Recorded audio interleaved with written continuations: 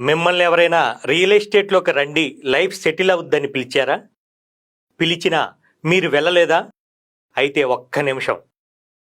మామూలుగా ఎవరైనా గుడికి ఎందుకు వెళ్తుంటాం?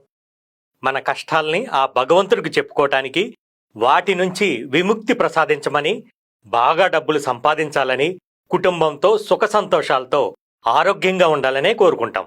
ఎవరైనా ఇంతకు మించి దాదాపుగా ఏమీ కోరుకోరు కదా. మరి ఆ భగవంతుడు డైరెక్ట్గా వచ్చి మనకేమైనా డబ్బులిస్తాడా? ఇవ్వడు కదా. మన కష్టాలకు చెల్లించో, ఇంట్లో వారి పూజలు ఫలించో, పోనీలే ఒక్కసారి అవకాశం ఇద్దామని మీకు ఎవరో ఒకరి ద్వారా రియల్ ఎస్టేట్లోకి రమ్మని ఆహ్వానం లభిస్తుంది. ఎందుకంటే మీరు ఆ భగవంతుని కోరుకునే అన్ని కోరికలు ఇక్కడ నెరవేరుతాయి కాబట్టి. అందుకే ఎవరైనా రియల్ ఎస్టేట్లోకి రమ్మంటే దైవాగ్నిగా భావించి మనస్ఫూర్తిగా బిజినెస్ చేయండి. మీ కోరికలన్నీ నెరవేర్చుకునే అవకాశం ఒక్క రియల్ ఎస్టేట్తోనే సాధ్యం.